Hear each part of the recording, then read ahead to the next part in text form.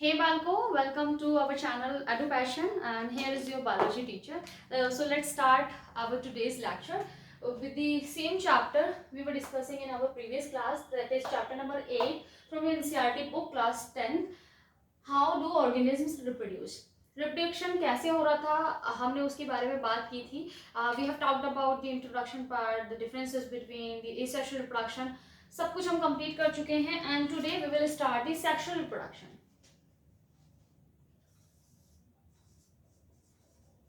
Sexual reproduction. देखो, reproduction chapter शुरू होने से पहले बहुत सारे सवाल जवाब हमने दिए एनसीईआरटी से रिलेटेड. एनसीईआरटी की बुक ने जो हमसे पूछे, फिर से एनसीईआरटी सवाल पूछ रही है कि क्यों, why there is a need to do sexual reproduction if we have the asexual type of reproduction. जब हमारे पास already asexual type of reproduction था तो इंसानों ने ऑर्गेनिज्म को क्या जरूरत पड़ी सेक्सुअली रिप्रोड्यूस करने की. तो उसके भी जवाब है. क्या है? देखो, जो हमने वेरिएशन में बात की थी बच्चों कि variation is useful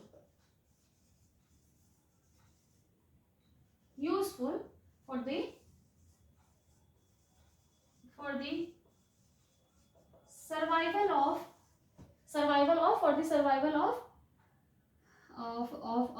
the population of a population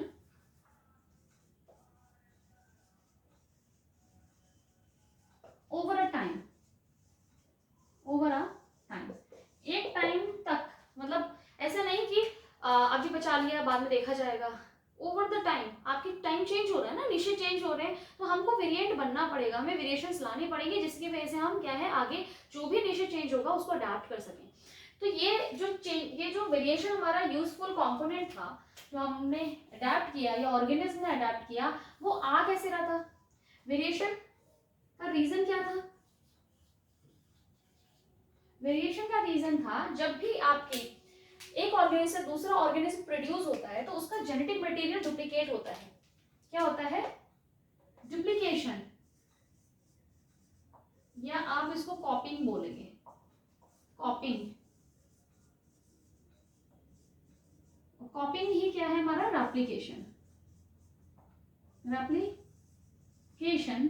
of DNA is involved. या जेनेटिक मटेरियल, ये क्या है आपका जेनेटिक मटेरियल.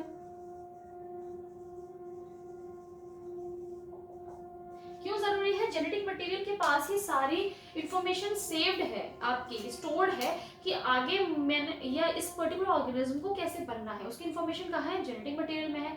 तो जब एक ऑर्गेनिज्म जो दूसरे ऑर्गेनिज्म या अपने यंग वंस को प्रोड्यूस करेगा तो वो इंफॉर्मेशन उनको देगा कि आपको आपके ऐसे ही हाथ बनने हैं, ऐसे ही पैर बनना है या नहीं बनना है. आपका डिफरेंट ऑर्गेनिज्म जो सेक्सुअल रिप्रोडक्शन परफॉर्म कर रहे हैं उनको कैसे बनना है, उसकी इंफॉर्मेशन कहाँ से मिलेगी? उसको बताई तो ना जाएगी कि आपको ऐसे बनना है. अब मदर के वुम में बेबी है तो वो अपने ऐसे बोलेगी, देखो बेटा हाथ ऊपर लेने हैं आपको, पैर नीचे करने हैं, है ना, 2 आंखें बनेगी आपकी, एक नाक बनेगी आपकी. उसको कुछ बता हुआ ही ना रही है. फिर अंदर कह रहा है ओके मम्मा 2 हाथ बन गए डन, मम्मा पैर भी बन गए डन, और मम्मा भूल गई. फिर बताते फिर बच्चों तो बड़ी दिक्कतें हो जाती. फिर ऐसे इस चीज को नहीं हम देख सकते कि बताएंगे नहीं. तो जो एक पेरेंट है वो नेक्स्ट जनरेशन को कैसे आपको इंफॉर्मेशन फॉरवर्ड कर रहा है? Through कॉपिंग of its genetic material. अपनी जेनेटिक मटेरियल को कॉपी कर रहा है और सेल्स में डाल के, क्योंकि जेनेटिक मटेरियल कॉपी करेगा और सिर्फ जेनेटिक मटेरियल आपका नहीं ट्रांसफर हो सकता. वो अकेला कैसे क्या करेगा? उसको चलाने के लिए उसको पूरे सेलुलर किसकी अपैरेटस की जरूरत है. इन सेलुलर अपैरेटस, ये इसको आप ऐसे देखो, ये जो पेरेंट हैं, ठीक है, पेरेंट ने अपनी इंफॉर्मेशन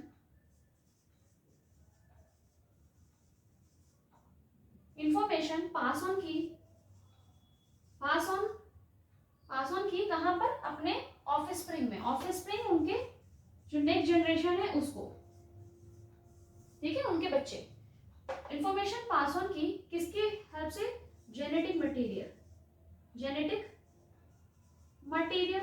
मटेरियल आपका क्या है? Mostly DNA. ठीक है, लेकिन डीएनए अकेला नहीं जा सकता, तो उसको by using cellular apparatus, cellular का apparatus यूज किया। अब देखो ये जो प्रोसेस है डुप्लीकेशन और रेप्लिकेशन, ये रिएक्शन ही तो है सारी, है ना, आपकी बॉडी में रिएक्शंस हो रही हैं, कभी भी ये एब्सोल्युटली एक्यूरेट नहीं हो सकती, नेवर बी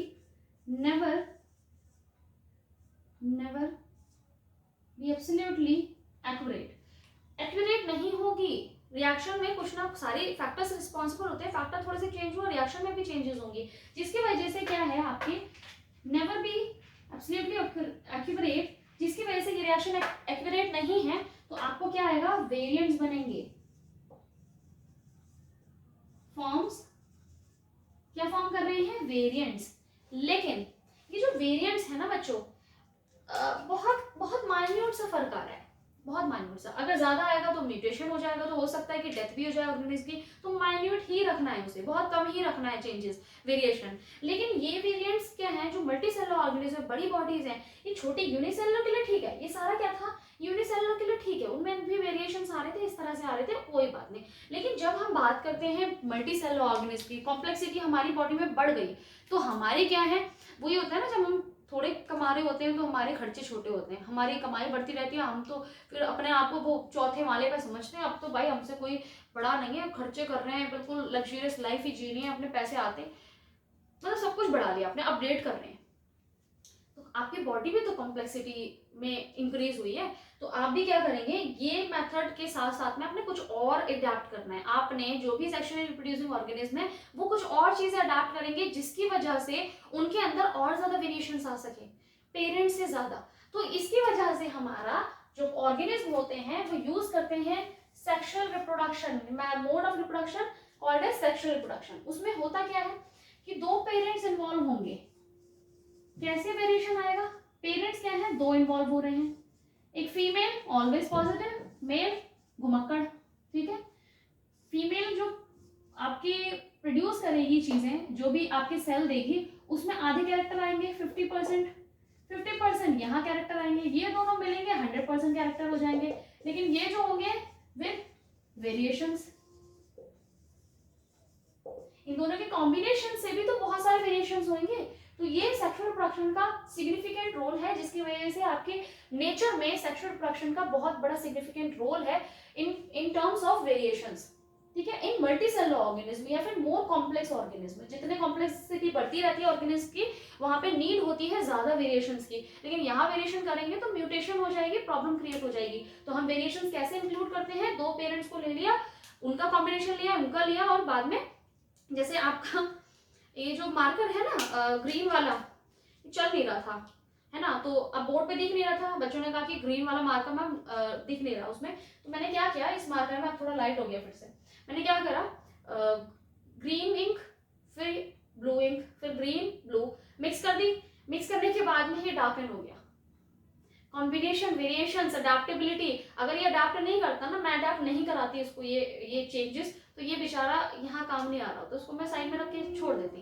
तो क्या हुआ, इसने वेरिएशन करा, इसने अडेप्ट किया वेरिएशन, और ये सर्वाइव कर लिया। देख रहे हो तुम, नॉन लिविंग थिंग को भी सर्वाइव करा दिया बिकॉज ऑफ द वेरिएशंस। तो यहाँ पर भी क्या है, वेरिएशंस हुए, ठीक है। तो ये वेरिएशंस बहुत इंपॉर्टेंट है आपके चेंजिंग नेचर को अडेप्ट करने के लिए, सर्वाइवल के लिए पूरी पॉपुलेशन के, ठीक है। आई होप ये चीज समझ में आ गई होगी आपको कि क्यों सेक्सुअल रिप्रोडक्शन कर रहे हैं कुछ ऑर्गेनिज्म, ठीक है। अब हम सेक्सुअल रिप्रोडक्शन डिफरेंट ऑर्गेनिज्म, हमारे एनसीईआरटी में हमें फ्लावरिंग प्लांट्स में रिप्रोडक्शन की बात की है और ह्यूमन बींग्स में की है। तो आज हम स्टार्ट करते हैं फ्लावरिंग प्लांट्स का। तो लेट मी रब दिस, और फिर हम देखते हैं फ्लावरिंग प्लांट में कैसे सेक्सुअल रिप्रोडक्शन हो रहा है। नाउ लेट्स सी कि सेक्सुअल रिप्रोडक्शन फ्लावरिंग प्लांट्स में क्या होता है। Sexual reproduction in flowering plants.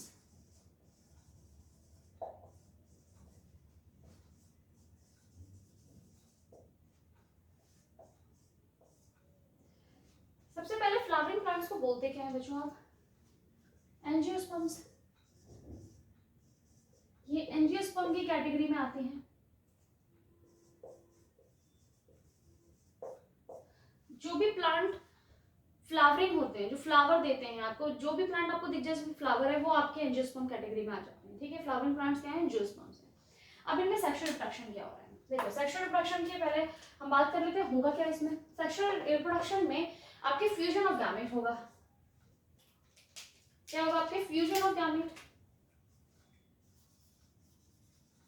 Fusion of gametes, ठीक है। अच्छा वहां मैंने एक चीज नहीं बताई, फ्यूजन ऑफ गैमीट्स से पहले मुझे वो चीज बतानी चाहिए थी। देखो पेरेंट्स, ये वाली चीज क्लियर कर लेते हैं पहले हम। यहाँ पे पेरेंट्स हैं, ठीक है, दो पेरेंट्स हैं हमारे पास। ये जो चीज बताने वाले हूँ इससे पहले वाले टॉपिक में मुझे क्लियर करनी चाहिए थी, जो कि आपके यहाँ पर भी फॉलो की जाएगी और ह्यूमन बींग्स में भी, मतलब सारे सेक्सुअल रिप्रोडक्शन में फॉलो की जाएगी।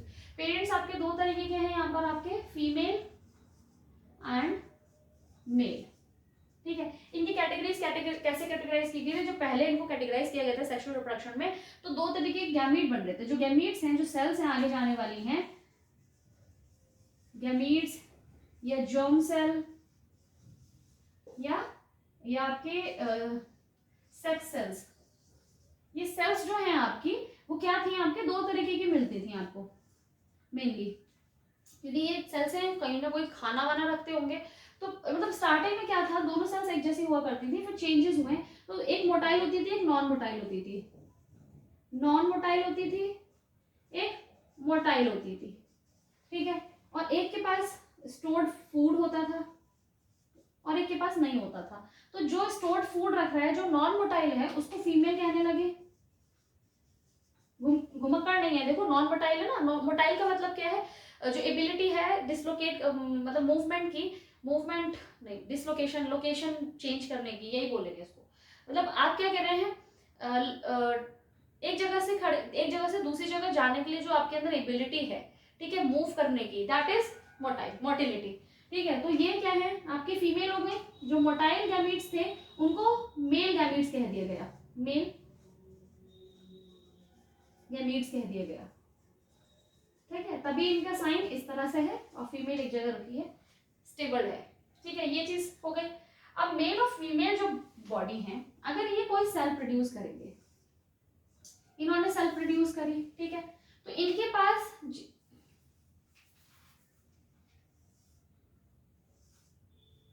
जो जेनेटिक मटेरियल है, अगर 100% जेनेटिक मटेरियल यूज किया फीमेल ने अपनी सेल बनाने के लिए, गैमीट बनाने के लिए, और मेल ने भी अपना 100% यूज करा। जैसे कि अगर मैं एग्जांपल हूं, ये पेरेंट जो है डिप्लॉयड है, डिप्लॉयड का मतलब दो सेट है क्रोमोसोम के। आपकी बॉडी में कितने क्रोमोसोम्स हैं आपके, ये हम आगे वाले चैप्टर में पढ़ेंगे। 23 pairs of chromosome you are having, 23 pairs मतलब 23 क्रोमोसोम्स है, उनके पेयर में है। Chromosome number 1, chromosome number 1, chromosome number 2 pair में है, क्रोमोसोम नंबर 2 दो पेयर, एक पेयर में है, दो पेयर नहीं एक पेयर में है, मतलब दो हैं एक जैसे क्रोमोसोम्स। तो आपके पास क्या है, अगर आप 2n कंडीशन ही रखें, इसको 2n ही रखते हैं, अगर आप ये फीमेल जो गैमीट्स बना रही हैं वो अगर 2n गैमीट ही बनाए और ये भी 2n गैमीट ही बनाए, ये क्या है, गैमीट्स हैं, अगर दोनों ही 2n गैमीट्स बनाएंगे तो after fertilisation what will happen, tetraploidy हो जाएगी। ये डिप्लॉइडी है, ठीक है, ऑर्गेनिज्म डिप्लॉइड है। तो जो ऑर्गेनिज्म जो आगे उनका ऑफस्प्रिंग बनेगा after fertilisation, 2n 2n 4n, ठीक है। तो प्लॉइडी क्या हो गई, टेट्राप्लॉइडी हो गई। अब ये जो ऑफस्प्रिंग है ये आगे जाएगा किसी और ऑर्गेनिज्म से फर्टिलाइज करेगा, ये अगर फीमेल होगी या मेल होगा, जो भी होगा, ये फर्टिलाइज करेगा किसी से जिसका 4n होगा, ठीक है।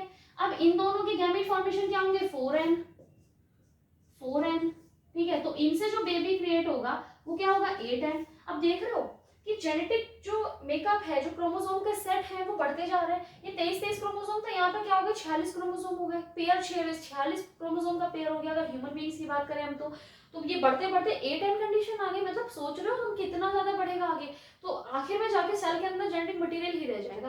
तो इस चीज को ओवरकम करने के लिए यहाँ पर क्रोमोसोम का नंबर हाफ कर दिया गया, ठीक है। हाफ कैसे कर दिया गया, मेल जब गैमीट प्रोड्यूस करते हैं या आपके फीमेल गैमीट प्रोड्यूस करते हैं, क्या है गैमीट प्रोडक्शन, तो ये यूज करते हैं एक टाइप के डिवीजन का, दैट इज मियोसिस। मियोसिस, ठीक है, मियोसिस आपने पढ़ी है, 9th में था माइटोसिस मियोसिस। मियोसिस में आपका क्या होता है, जो फीमेल है वो 2n से, ये 2n है, इनकी सारी सेल 2n है, 2n से हाफ कर देगी क्रोमोसोम का नंबर। तो आगे जो क्रोमोसोम 23 क्रोमोसोम के पेयर था उसमें से 23 ही क्रोमोसोम आगे जाएंगे, मतलब एक ही जाएगा, 2n है हमारे पास तो 1n आगे जाएगा और इसके पास 1n जाएगा। तो ये क्या हो गया ओवम, ये क्या हो गया स्पर्म। जब ये फर्टिलाइज करेंगे तो आपके पास कंडीशन 2n ही रहेगी, जो कि आपके पेरेंट्स से क्या है मैच करती हुई है, उतना ही जेनेटिक मटेरियल रहेगा जितना आगे है, ठीक है। तो ये ही इस वजह से आपका क्या है इंट्रोडक्शन हुआ, ये मियोसिस का जो आपका क्या है सिग्निफिकेंट रोल है यहाँ पर, ये टाइप ऑफ डिवीजन जो कि क्रोमोसोम को हाफ कर देता है, रिड्यूस कर देता है, जितना भी क्रोमोसोम पेरेंट में होगा, कॉपीज होंगी जितनी डबल में पेयर्स होंगे उनको हाफ कर देगा, सेट्स को आधा कर देगा, डिप्लॉइड को मोनोप्लॉइडी कर देगी, मोनोप्लॉइडी हो गई, ठीक है।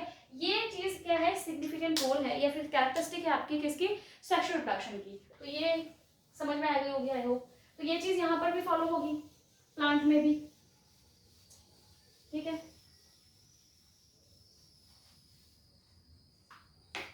फ्यूजन ऑफ गैमेट्स होगा सेक्सुअल रिप्रोडक्शन में, तो ठीक है।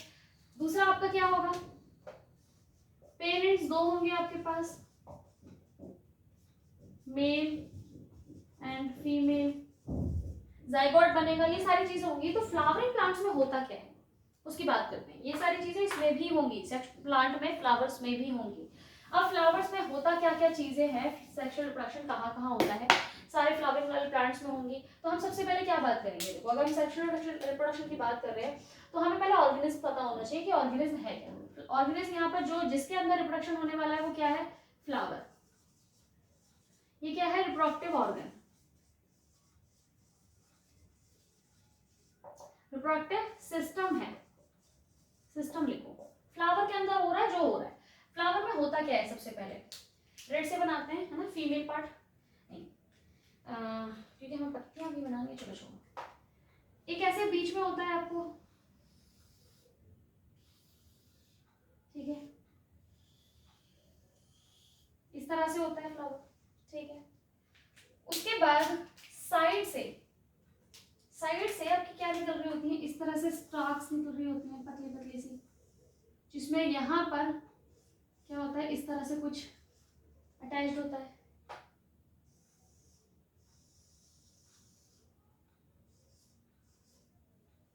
ठीक है।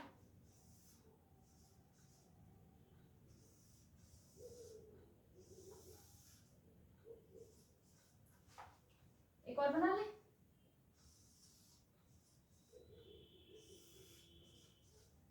ये क्या है आपके, ऐसी चीजें होती है ना कुछ, ये एपेरेटिसेस होते हैं आपके किसके, फ्लावर के।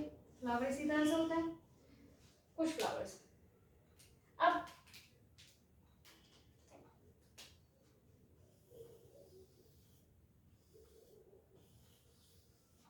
ये मैंने पत्तियां बना दी, ठीक है, जो कलरफुल है। उसके बाद आपका नीचे आपके इस तरह से भी होती है पत्तियां कुछ,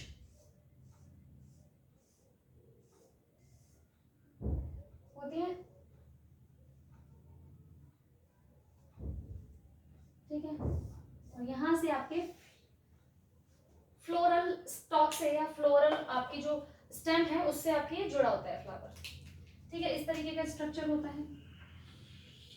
अब देखो जो स्ट्रक्चर मैंने ये बनाया है बीच वाला, अच्छा इसको मैं ना ब्लैक से कर दूं क्योंकि डिफरेंशिएट नहीं हो रहा फिर ठीक से।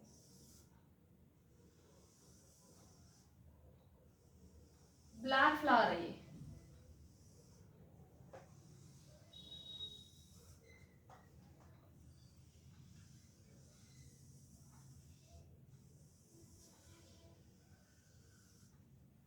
ठीक है। आपका क्या है यहाँ पे मेल और फीमेल पार्ट, अगर मैं किसी फ्लावर की बात करूं, flower can be of two types, two types के होंगे फ्लावर, एक होंगे आपके यूनिसेक्सुअल और एक होंगे आपके बायसेक्सुअल।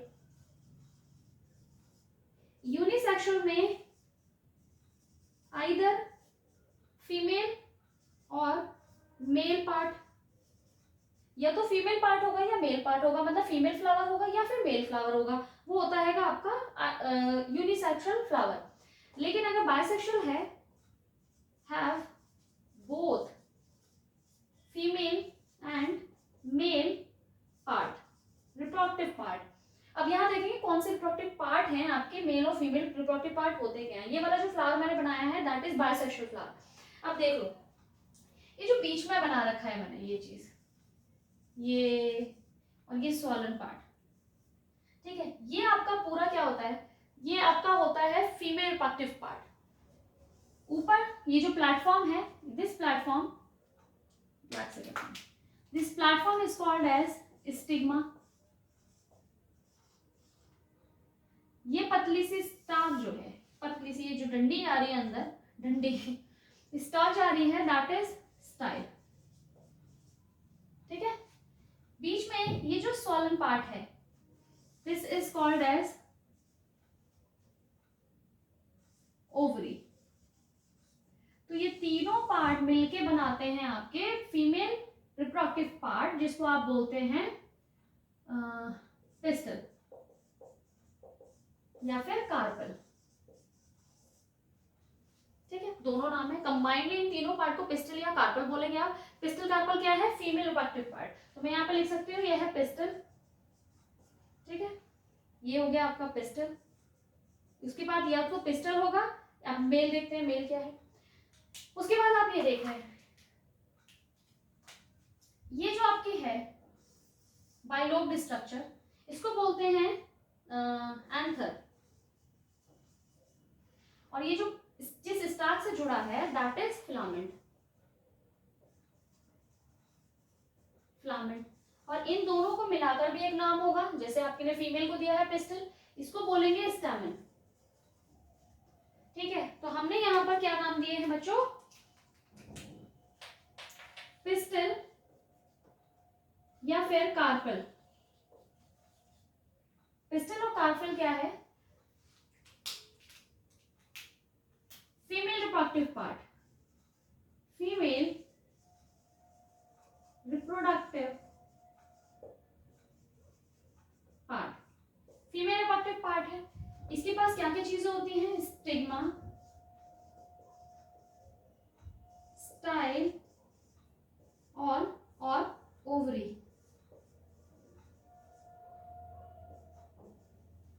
ठीक है, दूसरी चीज हमारे पास क्या है, मेल रिप्रोडक्टिव पार्ट, जिसको हमने क्या बोला है, स्टेमन। स्टेमन, स्टेमन क्या है आपका, female reproductive part, male reproductive part. ठीक है, इसमें कौन कौन सी पार्ट्स इन्वॉल्व हैं, एंथर और फिलामेंट। ठीक है, ये हो गया। और भी चीजें हैं आपकी, जैसे ये पत्तियां जो ऊपर होती हैं, दीज आर पेटल्स, और ये जो ग्रीन वाली है इनको सेपल्स।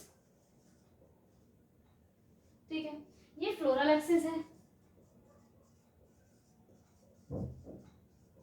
ये स्टेम है जिसपे फ्लोर आपके ये फ्लावर आपका क्या लगा होता है। तो ये आपका पूरा है फ्लावर का क्या है स्ट्रक्चर।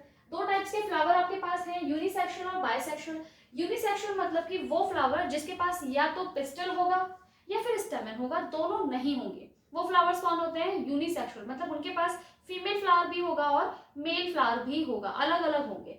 उसके बाद आपके आते हैं दूसरे फ्लावर्स जिनको बोलते हैं बाइसेक्सुअल फ्लावर। बाइसेक्सुअल फ्लावर जैसे कि ये जो मैंने बनाया है आपके, यहाँ पर आपके फीमेल पार्ट भी है और मेल पार्ट भी प्रेजेंट है। दोनों ही part, reproductive part male and female अगर प्रेजेंट होता है आपके फ्लावर में, उस फ्लावर को आप बोलते हैं बाइसेक्सुअल फ्लावर। ये आपको समझ में आ गया हो आई होप। अब हम देखेंगे कि ये जो प्लांट है वो कर क्या क्या रहे हैं, है ना, कौन से पार्ट में क्या चीज बन रही है उसके बारे में बात करते हैं। इसको रब कर देते हैं, एक लेक्चर में नहीं हो पाएगा, इसमें भी काफी कुछ चीजें हैं, तो कोई बात नहीं, हमारे पास काफी टाइम है और चैप्टर्स भी आपके पास ज़्यादा कुछ नहीं है, तो ये आप कर दूँ मैं, और आपको थोड़ी सी और इन्फॉर्मेशन देती हूँ इन पार्ट्स के बारे में, गैमीट्स के बारे में, कहाँ बन रहा है, और हम पूरा सेक्सुअल रिप्रोडक्शन किन पॉइंट्स में पढ़ेंगे उसकी बात करते हैं. So let me rub this first.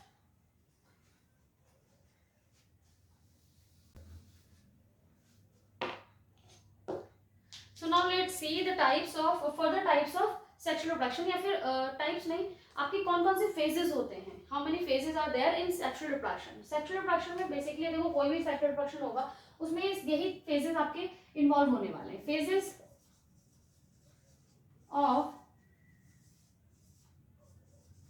Sexual reproduction. Sexual reproduction में कौन से फेजेस हैं.